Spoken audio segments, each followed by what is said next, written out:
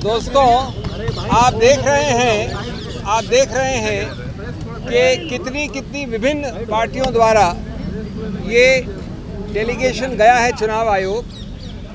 करीब सभी विपक्ष की पार्टियां यहाँ पर हैं। मैं नाम नहीं लूँगा, आप चेहरे देख रहे हैं। गौर करने वाली बात यह है कि ये आयोजन कल लेट रात्रि को हुआ है, लेट, क्योंकि आप जानते हैं जिस प्रकार का गैरकानूनी एक्शन लिया गया है वो भी लेट रात को लिया गया था।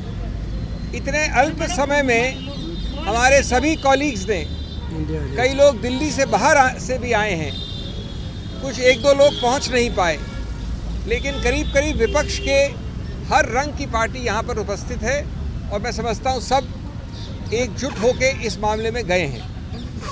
हमने चुनाव आयोग के साथ विस्तृत रूप से वार्तालाप किया। हम सब अंदर थे।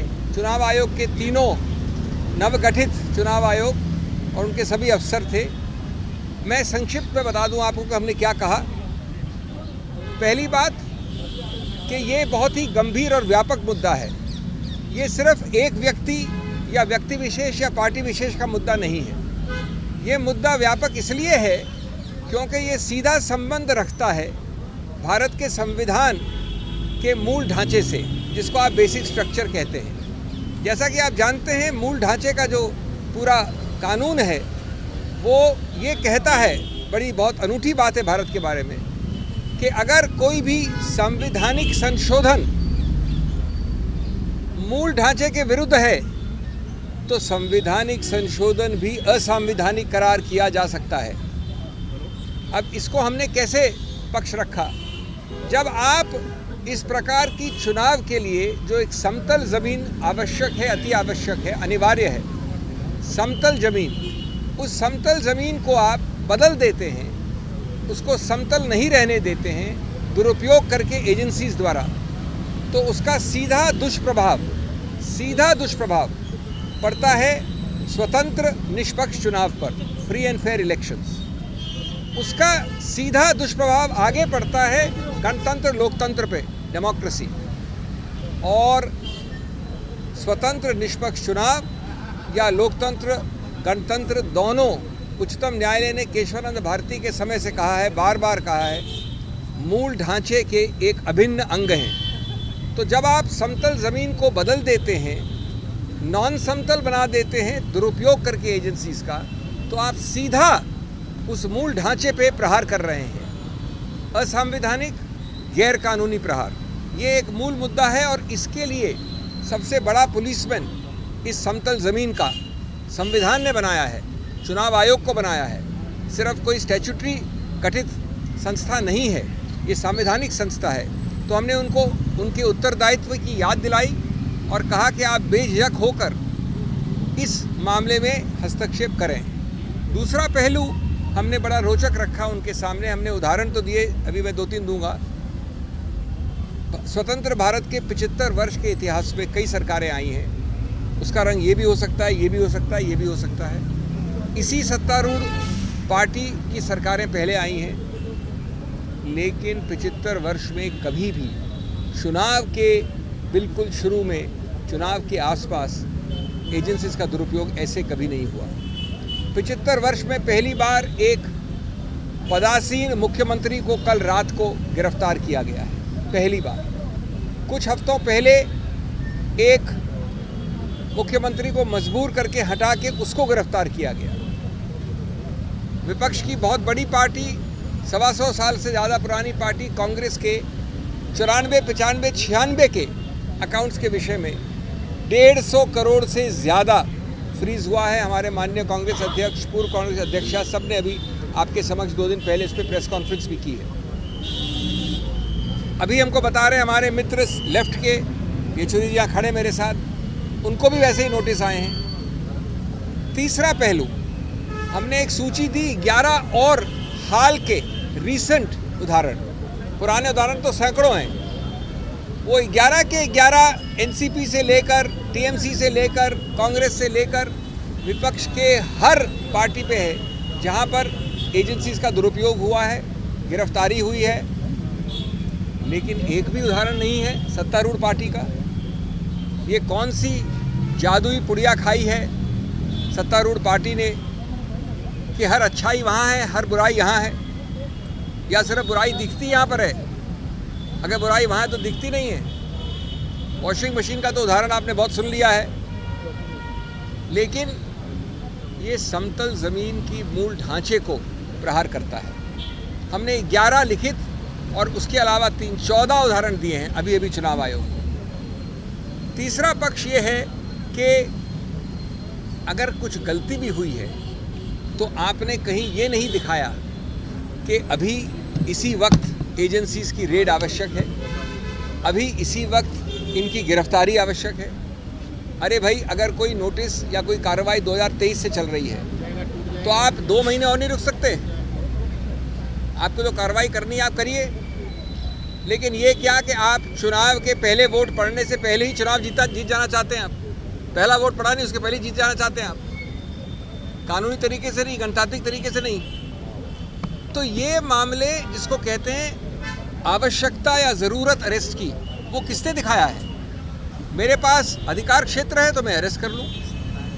चौथा, हमने बताया कि आपके जो कई सारे सर्कुलर हैं चुनाव आयोग के, उसमें भी ये वंचित है।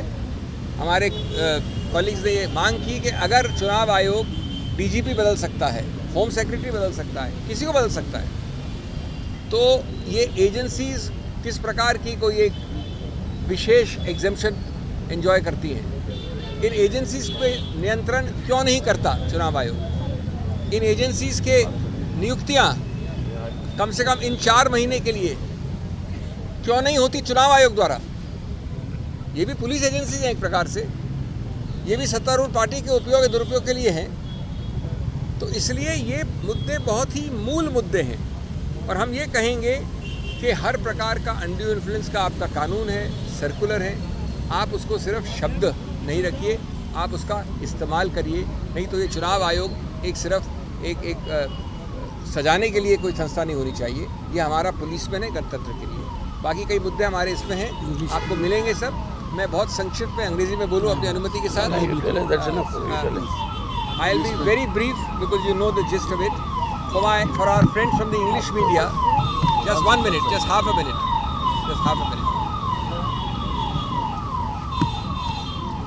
As you can see, friends, we have a very distinguished delegation. Across the board, almost every political party in the opposition is represented here.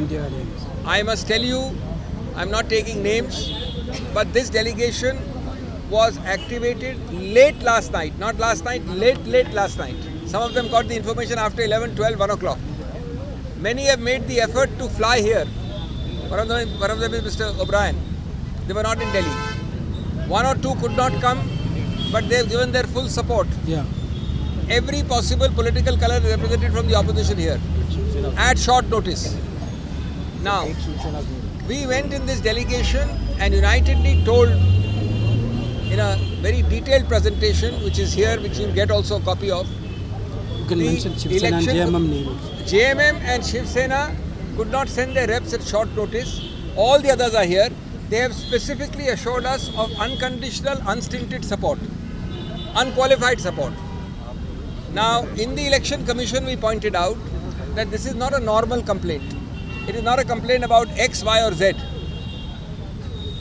It is a larger issue of affecting, impairing and undermining, sabotaging the basic structure of the Indian Constitution.